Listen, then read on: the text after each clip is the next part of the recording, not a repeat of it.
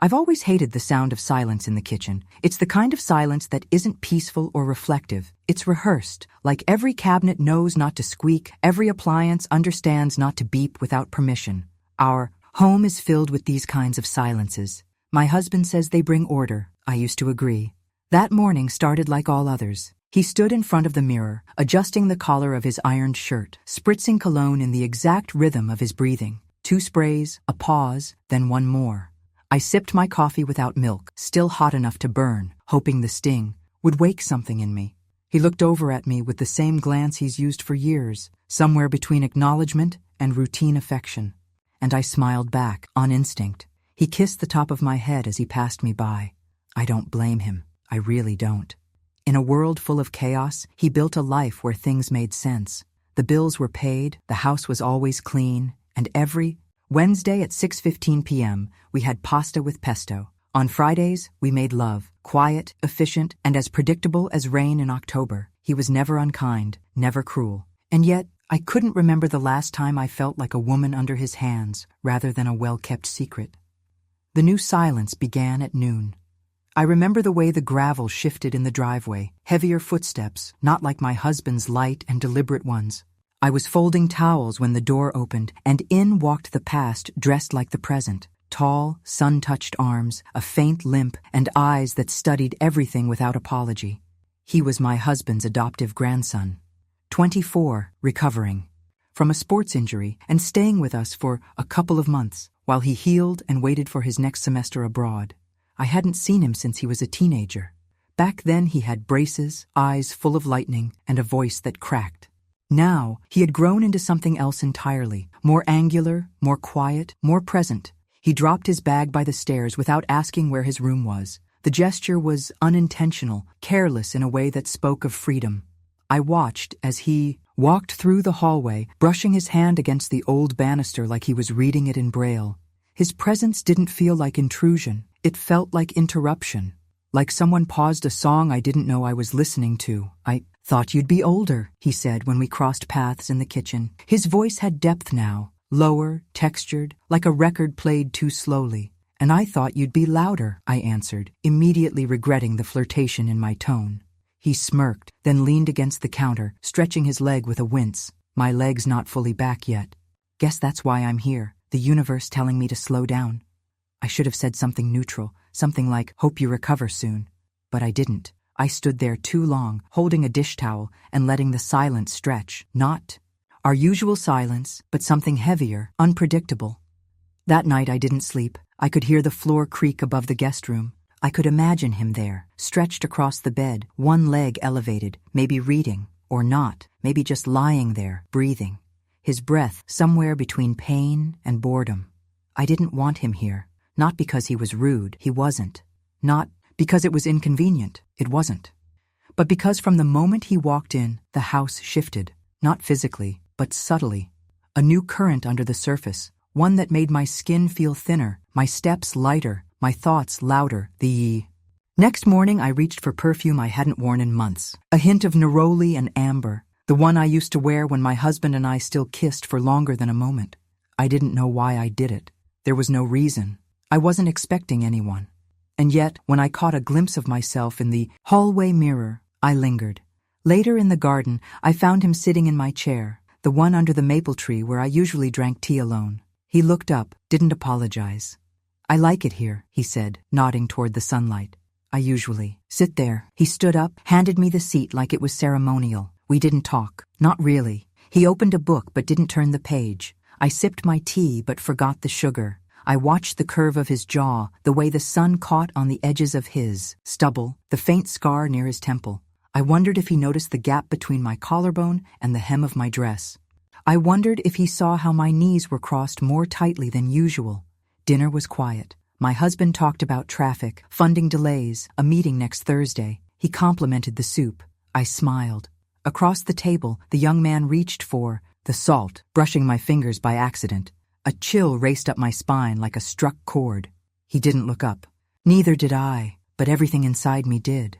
And that night, I stood in the bathroom longer than usual, brushing my hair like I used to, when I still hoped for knock-on-the-door kisses and pulled bedsheets. When I turned off the light, I didn't feel tired. I felt aware of myself, of him, one floor above me, of a story that hadn't begun but refused to leave the page blank. It rained the next day, a slow and deliberate drizzle that turned the windows into pale gray filters. The kind of rain that stretches time, where hours fold into one another without asking permission. My husband left early for a work presentation, an umbrella already opened before he reached the porch, shoes tapping across the stone like punctuation. He didn't kiss me goodbye. He never did when he wore his navy suit. Something about the fabric made him more efficient than affectionate. Spent the morning cleaning, though nothing needed it. I wiped countertops twice, refolded towels already crisp and straight. At one point, I caught myself rearranging the fruit in the bowl, not by ripeness or color, but by how they made the kitchen feel. It was absurd, but I couldn't stop. I wasn't waiting for anything, not consciously. But my hands moved faster when I heard the floor above me creak. He didn't come down until almost noon. I heard the muffled thump of his steps before the door opened. I had just finished arranging the books on the shelf again when I turned and saw him leaning on the doorframe, his hair damp, his hoodie pulled lazily over one shoulder. He didn't say anything at first, just watched me. "I thought you'd be out," he finally said. I shook my head. "Too wet." His eyes lingered on the window. "I like days like this." I didn't reply. Not because I disagreed, but because I didn't know how to respond to the way his presence made the air feel heavier, slower, as if gravity remembered itself. He limped slightly into the kitchen and opened the fridge, pulling out a bottle of water. His movements were casual, but every action pulled my attention. There was nothing sexual in the way he moved, and yet everything felt intimate, as though we shared something wordless. The space between us wasn't just physical, it was layered with things unsaid. "I could make tea," I offered, already reaching for the kettle. He didn't answer right away. Then, softly, "Only if you sit with me while I drink it." I should have smiled and said something dismissive. I should have been polite, busy, occupied, but I just nodded. And 10 minutes later, we sat across from each other at the table, steam rising between us like a veil. The conversation was light: weather, his injury, a vague mention of how quickly time was passing. He asked about my work, though I didn't really have any. I mentioned helping with local events, a few small things. He listened, not out of obligation, but with a stillness that felt unfamiliar, like nothing I said bored him. The moment unraveled slowly. No sudden gestures, no overt provocations, just layers peeling back in quiet succession. I stood to rinse the mugs when it happened. He had followed me, closer than I expected. I turned and nearly collided with his chest. My hand still held the damp porcelain. His fingers moved to catch the falling mug before it slipped entirely from mine. In doing so, he caught my wrist, not tightly, not possessively, but as if he was anchoring both of us in place. His hand was warm, the kind of warmth that lingers even when the touch ends. We stood there, too close for comfort, too still to pretend it was accidental. The rain tapped on the windows in long vertical streaks, muffling every other sound in the house. I looked up at him. He looked down at me. And for one terrifying, electric, irreversible second, I stopped being someone's wife. I became a body, a pulse, a breath between yes and no. His mouth found mine not suddenly, but like an answer to a question I hadn't realized I'd asked. Soft, unhurried, searching. He tasted like mint and rain. He kissed me like we'd kissed before in another life, and like he didn't expect it to happen again. But I kissed him back. I didn't mean to. I didn't think about it. I didn't even close my eyes. When we pulled apart, the silence returned. Not the usual one, not the rehearsed kind. This silence was alive. It buzzed beneath our skin. He took a step back. I turned away first. No words were spoken. No apologies offered, and yet everything had changed. I washed the mug again with shaking hands, though it hadn't even touched the floor. He left the kitchen without another glance, limping slightly, but not slower. I stayed there long after the water stopped running, staring at my reflection in the faucet. The rain outside hadn't stopped, but something inside me had started. That evening, I changed into my softest blouse, the one with pearl buttons and a neckline I usually saved for dinners out. I wore the perfume again, dabbed it just beneath my ears, knowing no one would smell it. I told myself it was habit, ritual, a reclaiming of something dormant. But the mirror didn't lie. I didn't dress for my husband. I didn't dress for the boy upstairs. I dressed because I wanted to feel like someone who could still be wanted. Still be touched, still be made to forget where she was. He didn't come down for dinner. My husband didn't ask why. I didn't offer answers. But when I went upstairs that night, I paused at the top of the landing. The guest room door was shut, but under it, a thin sliver of light. I didn't knock, but I didn't move for a long time either. I woke the next morning to the sound of my husband moving through the house with more energy than usual. He whistled while dressing, a hollow, tuneless thing he often did when preparing for something public, a presentation, a board meeting, or, as it turned out, a weekend getaway he'd decided on without consulting me. I sat at the edge of the bed in my robe, staring at the folded pile of clothes he'd laid out for me on the armchair. Neat, practical, beige. "We haven't been anywhere in months," he said as he adjusted his cufflinks. "It'll be good to unplug. I booked the lake house, just for 2 days. He can stay here and rest. He won't need anything." I nodded. I always nodded. But something inside me shifted, small and quiet, like an eyelash falling from my cheek.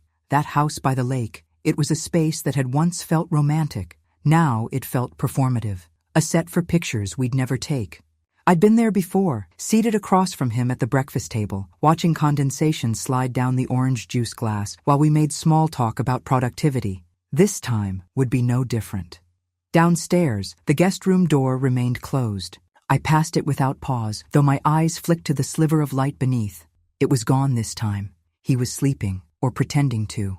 Part of me hoped he wouldn't come down before we left. Another part of me lingered on the thought of his eyes watching me walk out. We packed in silence, as always. My husband preferred quiet efficiency, the kind of order where nothing needed to be discussed because everything had already been decided.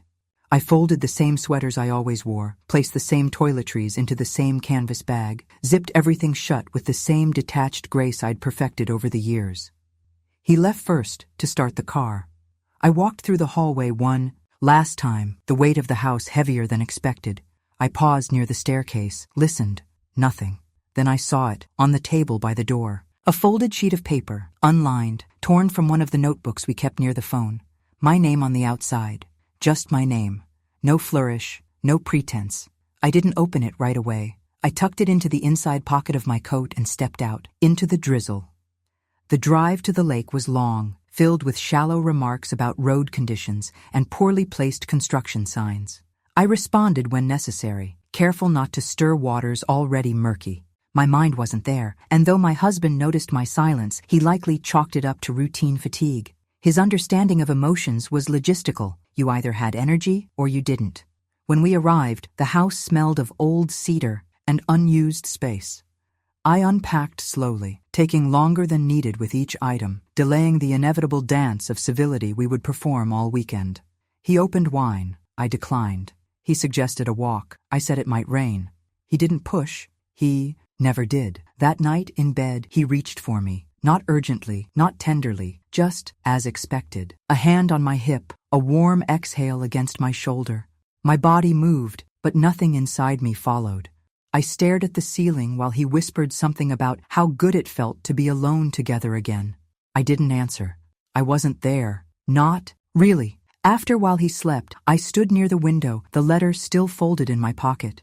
I waited until the house was entirely still before I opened it. No greeting, no name. You paused when you walked by. I heard you.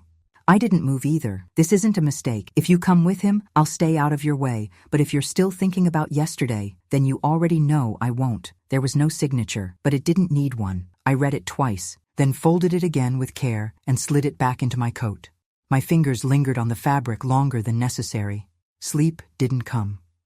In the morning, I told my husband I wasn't feeling well and wanted to cut the trip short. He didn't argue. Perhaps he welcomed the excuse. Perhaps he sensed something else. He packed without question, and within an hour we were on the road again, the lake house shrinking behind us like a memory neither of us wanted to claim. At home, the air felt different. The kind of different you couldn't name but knew in your skin.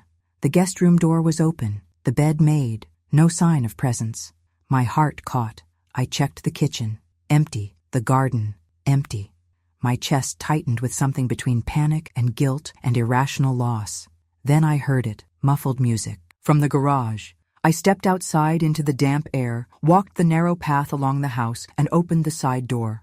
He was there, crouched over something I couldn't see, a faded flannel rolled up to his elbows, oil on his fingers, a calm look in his eyes that made the space feel warmer than it should have been. He didn't turn around. I wasn't sure if you'd come back, he said, voice even, almost casual. I wasn't either. That was all we said, but it was more than enough. It was strange how quickly things settled back into place after that trip, as if nothing had shifted. No letter had been written. No hesitation had hung in the air between us. My husband resumed his rhythm effortlessly, returning to his laptop, his phone calls, his tidy piles of paper clipped and aligned on the dining table. He greeted the young man with casual politeness, asked how the leg was healing, nodded at the answer, and moved on. If he sensed anything unusual, he buried it under structure. He was very good at that, burying. But for me, the structure began to crack. Every routine now carried an undercurrent. Breakfast wasn't just breakfast. It was a stage, a test of composure, a silent negotiation of what we wouldn't say, and every time I passed through the hallway, I felt something flicker beneath my skin. Not guilt, not excitement either. Something harder to name. A low pulse that reminded me of who I had been in the kitchen, who I might still be. It was a few days later when my husband mentioned the boat rental. It's been sitting at the dock all season, he said. We should take it out, just a couple of hours. Maybe he wants to come too. He said it lightly, but I felt it, a pressure point. In his tone, just enough tension to suggest that maybe, just maybe, he'd started to notice. Still, I nodded. I always nodded. We drove to the station just outside town, where the lake stretched long and flat, a muted sheet of silver under the overcast sky. The young man came along without question, though he said little during the drive. He wore a plain gray hoodie, sleeves pushed to his elbows again, exposing his forearms as if he didn't care who looked. I sat in the back, the hum of the engine covering the silence none of us dared to fill. When we arrived, my husband busied himself with checking the motor, inspecting life vests, and exchanging pleasantries with the rental clerk. The two of us stood to the side, near the edge of the dock, where the wood was damp beneath our shoes, and the breeze carried the faint scent of algae and gasoline. He didn't look at me. Not at first. You haven't said much since you came back, I murmured, too quietly for anyone else to hear. I didn't want to say something you'd pretend not to hear, he replied, still looking at the water. I didn't know how to respond. The simplicity of his words, direct, clean, without edge, struck deeper than I expected. I turned toward the lake, letting the cold press into my skin through the fabric of my sweater. I hadn't worn perfume that morning. My hair was up. Everything about me was designed to appear neutral. But his presence made me feel exposed, like my body had betrayed my intention. We boarded the boat, and for the first 30 minutes, it was uneventful. The motor chugged along slowly, carrying us away from the shore, past the reeds and the swan-shaped buoys someone had left anchored in place. My husband sat at the helm, navigating with the precision of someone who hated surprises. At one point, he stopped to take a phone call, stepping to the far end of the boat where signal was stronger. I remained seated on the bench, eyes following the soft ripples in the water. The young man stood, walked toward me, then he sat, closer than necessary, close enough that I could smell the faint musk of his skin, the echo of something citrus, maybe soap or shampoo. He didn't touch me. He didn't speak, but I could feel it, the same pressure that had lingered in the kitchen. The same charged silence that seemed to erase every rule we had once agreed to follow. I turned to face him, slowly. He watched me, not like a boy watching a woman he wanted to possess, but like a man watching a woman he already understood. I should have moved. I should have looked away. Instead, I whispered, "Do you even care if he sees?" His answer came without hesitation. "He already does." I felt something collapse inside me, not out of shame, not even fear, but recognition. I had spent years avoiding notice, living in the neat shadows my husband had carved for me. And now, here was someone who didn't just notice, he refused to pretend he didn't. I didn't touch him, but I leaned closer, not enough to cross the line, but far enough that I couldn't pretend the line still mattered. That night, I couldn't eat. The tension stayed beneath my skin like static. My husband recounted a client's meeting, some issue with permits and scheduling. I nodded in all the right places. At one point, I caught the young man's eye across the table. He didn't smile, but he didn't look away either. Later, while folding laundry, I found something in the pocket of the jeans I had washed, something I hadn't remembered placing there, a scrap of paper, folded twice. I opened it slowly. "You looked at me like you wanted to stop breathing. I'll wait for." That look again. No name, no question, but a challenge I couldn't ignore. That night, when I slipped into bed beside my husband, I couldn't sleep. I watched the ceiling, the shadows from the trees outside painting lines across the plaster. I didn't think about what had happened. I thought about what hadn't yet and why I wanted it to. I didn't decide to go to his room. That would imply deliberation, a measured descent into something forbidden. But that night, after the doc, after the note, after pretending through dinner and avoiding my husband's hand on my thigh beneath the tablecloth, I found myself standing outside the guest room door with no intention of knocking. The hallway was quiet. My feet were bare on the polished wood, my breath unnaturally steady. I wore a pale linen nightdress, not seductive, not dramatic, but thin enough to betray the contour of my body when the light from the hallway spilled across it.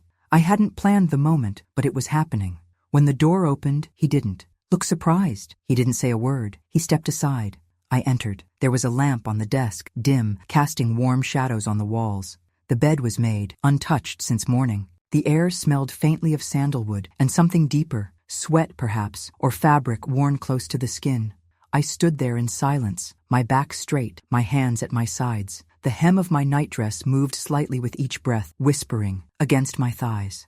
He watched me without stepping closer, his arms at his sides, as if waiting to see what I would do, or whether I would change my mind. When I finally spoke, my voice barely existed. "Do you think about it?" He took a moment. "Every time you enter a room." I moved first, not impulsively, but deliberately. I stepped toward him, one slow movement at a time, until my chest almost touched his, until I could feel the heat from his skin through the thin barrier of fabric. My hand reached up, brushed lightly against the collar of his shirt. He inhaled, shallow and audible. Then I kissed him. It wasn't frantic, nor did it ask for permission. It was a continuation of everything that had simmered in the spaces between us for days, an exhale after a breath too long held. His hands didn't roam. They found the back of my neck and stayed there, grounding me. My fingers curled into the edge of his shirt as I leaned into him, our mouths moving in a rhythm not practiced but known, as if some part of me remembered this before it ever happened. We pulled apart only when the silence changed, when it thickened, shifting from anticipation to presence. I looked into his eyes, and something unfamiliar met me there. Not conquest, not lust, but understanding. The kind that asks for nothing and somehow offers more in return. I stepped back first, aware of how far things had gone and how much farther they could go. "I shouldn't be here," I said. He didn't answer, but the answer was in the quiet of the room, in the way neither of us moved toward the door. I turned and walked out, slowly, my pulse thrumming behind my knees. In my own bedroom, the air felt colder. My husband was already asleep, one arm flung carelessly across the mattress, the sheets twisted around his legs. I slipped into bed without brushing my teeth, without folding the dress. I lay on my back and stared into the dark. I could still taste him. I could still feel the imprint of his fingertips near the base of my skull. But more than that, I could feel the fracture, not the crack between right and wrong. I'd stopped caring about that. No, this fracture ran deeper, between who I had been pretending to be for years and who I had just become, fully, without effort or hesitation. The next morning, everything was the same, almost. I wore lipstick to the grocery store, not because I needed to, but because I wanted to see the color on my mouth. I wore the silk blouse I used to save for dinner parties. I made breakfast with more care than necessary, slicing the fruit thin, placing it deliberately on the plate, knowing he would see it. My husband didn't notice the change, or pretended not to. Later that day, I found myself in the laundry room, folding clothes that didn't need folding, when he came in behind me. I didn't turn. He leaned against the doorframe, arms crossed. "I never asked you to come to my room," he said, "and I never said I regretted it." A pause, then, quieter. "So what now?" I didn't answer. I didn't know. That night, as I changed into my nightgown, I chose the ivory set with lace I'd bought a year ago, but never worn. My fingers lingered on the edge of the fabric longer than necessary. In the mirror, I didn't recognize the woman looking back, not because she looked different, but because, finally, she looked awake. He didn't look at me the same way after that night. Not with more hunger. He had never looked at me with hunger to begin with, but with a certain steadiness, as if he had stopped imagining and begun remembering. As though what existed between us now had already happened, had already been claimed in some silent, irreversible way. There was no more testing the limits of the unspoken. The boundaries had already been crossed, even if our bodies had not gone further. And the knowledge of that lived in every glance, every quiet moment we happened to share, and especially in those we tried to avoid. My husband remained, as always, efficient. His routine resumed its comforting tyranny. He discussed schedules at breakfast, offered to drive me to a medical appointment I didn't have, and complimented a dress I had worn 6 months earlier. His attentiveness had increased, not affectionately, but observantly, like someone watching for small shifts in wind direction without admitting he expected a storm. It was around this time that I began to lie, not with words, but with absences. I left the house for long walks, though I never left the garden. I sat with headphones on but listened to nothing. I told him I was tired when I wasn't, said I was cold when my skin was burning. Every sentence I spoke to my husband during those days was a shield. Every silence with the younger man was a surrender. The breaking point came softly, almost politely. One afternoon, as I was returning from the store, I found my husband in the living room holding a tablet. He didn't say a word when I walked in. The screen glowed in his hands. He stared at it, unmoving. I couldn't see what he was watching. He only asked one thing. "Do you know how long I've had these cameras?" My mouth went dry, not from guilt, but from the sudden recognition that what I feared had always been feared by him too. "I don't want an answer," he added. "Not yet, but I need to know what you're planning." I didn't answer. There was nothing to answer. Not because there wasn't truth, but because the truth no longer fit into our language. That evening, I went upstairs and packed a small bag. I folded only what I needed for a few days. I took the perfume, the lace slip, a paperback I had never finished. I moved through the motions slowly, without shame, but not with confidence either. Just with necessity, I left a note on the kitchen table. 3 lines, in my own hand, no dramatics. "I'm not disappearing. I just need space to hear myself. Don't wait up." He didn't stop me when I walked out. I drove for hours without direction, the highway unfolding endlessly ahead, each mile a kind of erasure.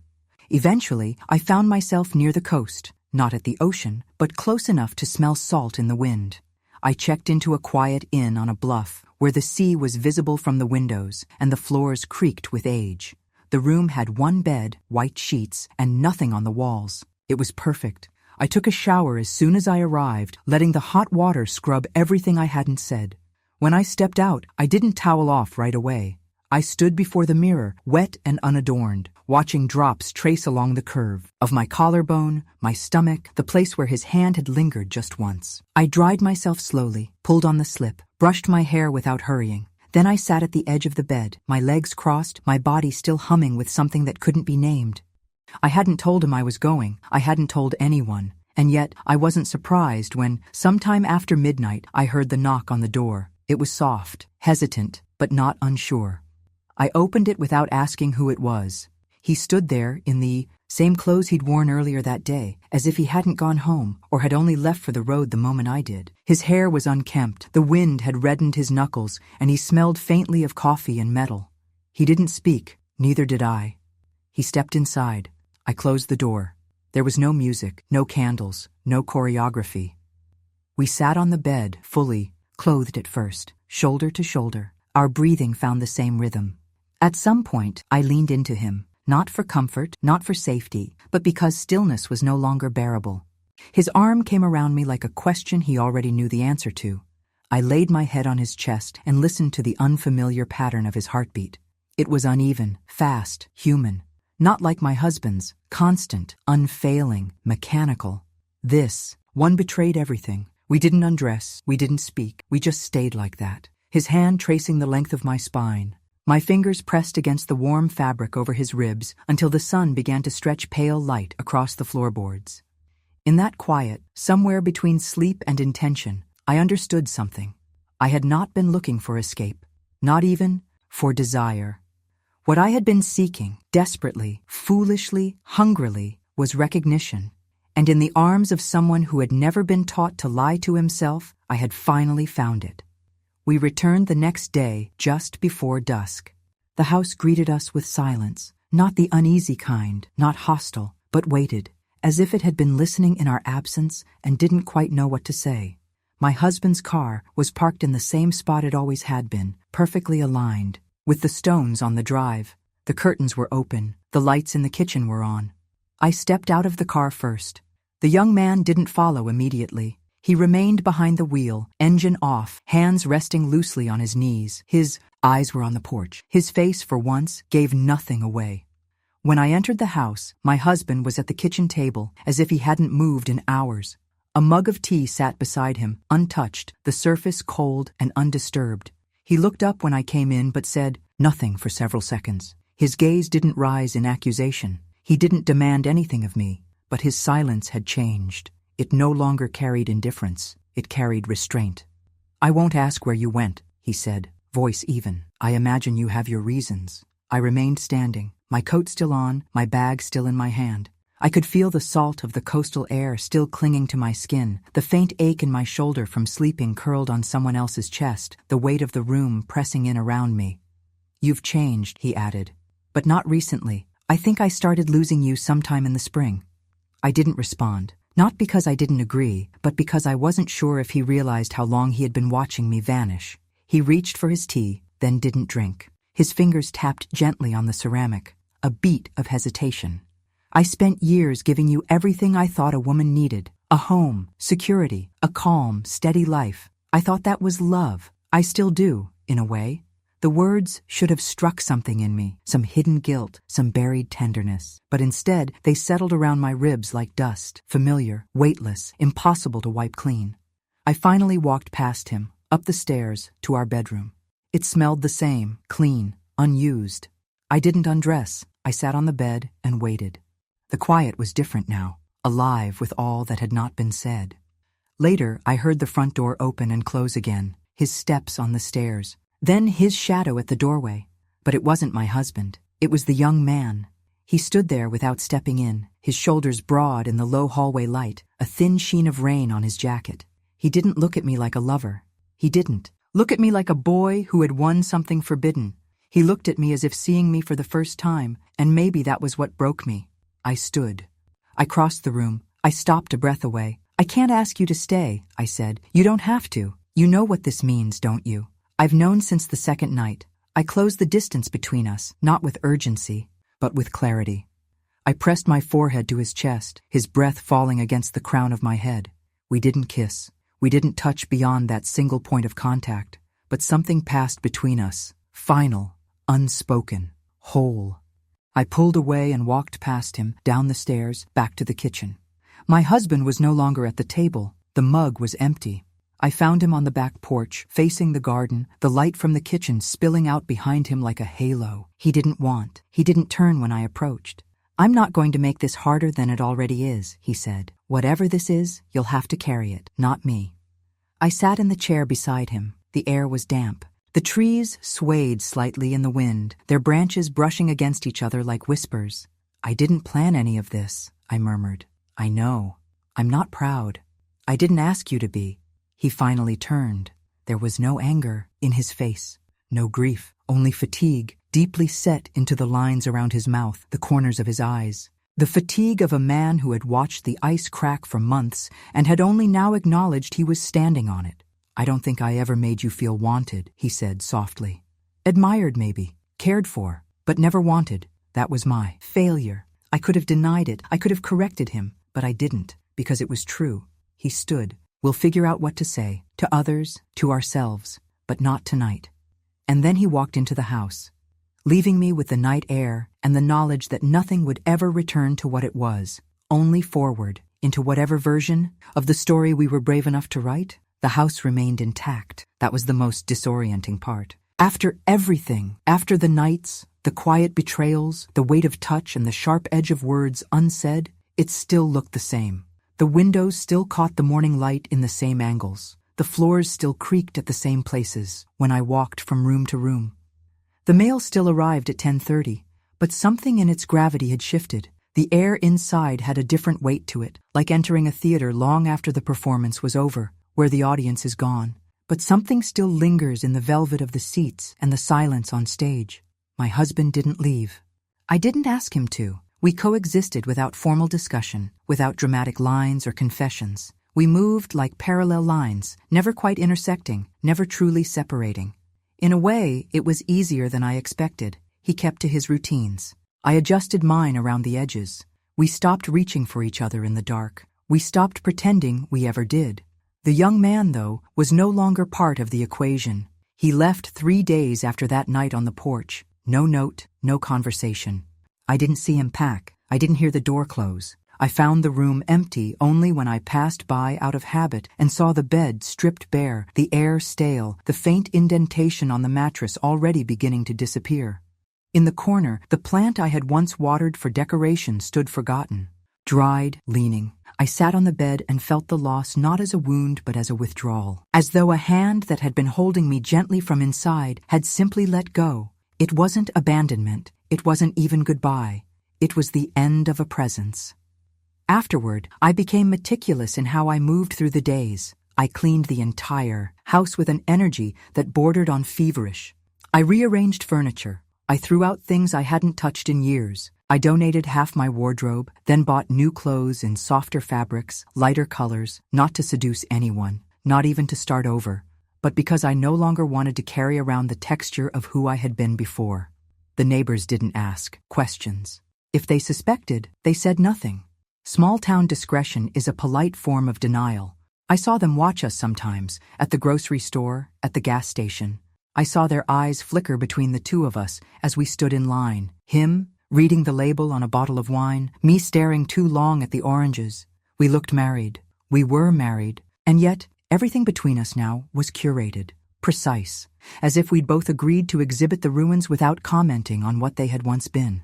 At night, I lay in bed staring at the ceiling, the shape of his absence rearranging itself into new constellations in my thoughts. I didn't cry. I didn't relive our moments. I didn't ask myself if it had been worth it. I simply let the silence expand until it became something inhabitable. Once, I found a photograph behind the dresser in the guest room. It had slipped down the side of the nightstand and curled slightly at the corners. It showed him as a child, much younger, sitting on the front steps of a different house, arms around a dog, sun in his eyes. I didn't know what to do with it. I didn't know why he had brought it or why he had left it. I kept it anyway. Not because I wanted to remember him, but because it felt like evidence that he had existed, not just in the house, but in me. One evening, I sat on the porch alone, a shawl wrapped around my shoulders, the light fading into that thin space between gold and blue. I could hear my husband inside, finishing a phone call, pouring himself another glass of something brown and quiet. I knew he wouldn't come outside. I let the memory of the young man settle beside me like fog. He had been a storm, yes, but not in the way people fear. He didn't destroy. He revealed, pulled back the cover I had thrown over myself for so many years, showed me that desire was not shame, that longing wasn't betrayal, that to be seen, even briefly, was to remember I was alive, and yet he was gone, and I remained. That was the choice I had made, not loudly, not even consciously, but in every step I didn't take, in every truth I didn't say aloud. A week later, the guest room was turned into a study. My husband made the suggestion, and I didn't argue. I picked out the furniture myself, soft colors, natural light, a place for books I hadn't read yet, a chair I could curl into with a throw across my knees. I placed the plant in the window, not the old one, a new one. It was green and strong and alive. It didn't need much, just water and patience. The seasons shifted. They always do, but this time I noticed it more than usual. Not in the cliché way, leaves falling, air crisping, but in the subtle rhythms of my body. The way I moved through the kitchen without the usual resistance in my knees. The way my hands paused on the edge of the counter for balance, but not for support. Even my sleep changed, no longer fragmented by questions I couldn't answer. I still didn't dream, but the emptiness no longer unsettled me. Winter came without ceremony. The garden stiffened. The windows breathed condensation in the mornings. I changed the curtains, rearranged the pantry. I said yes to things I usually would have declined. Lunches, charity events, book clubs full of women who smiled too often and watched one another's husbands with the same quiet calculation I had once dismissed. My husband and I remained civil. That word, civil, so sharp, so clean, it fit us now. We had reached a point of mutual awareness, a shared agreement that we could coexist without emotion, like two branches from the same tree growing in opposite directions but still tethered by root. We didn't sleep in separate rooms, but we no longer touched, not in the bathroom when brushing. Teeth. Not on the stairs when passing by, not even accidentally. He became more patient, less precise. He started letting the dishes sit longer in the sink, sometimes forgot to close the drawer in the hallway. Not out of laziness, but perhaps as a signal, some soft rebellion against the man he had spent decades building himself to be. Or maybe just a quiet resignation. One evening, as I was folding laundry in the study, the guest room now fully transformed, he walked in and placed something on the desk, a letter, plain, white envelope. My name written in his careful, slanted handwriting.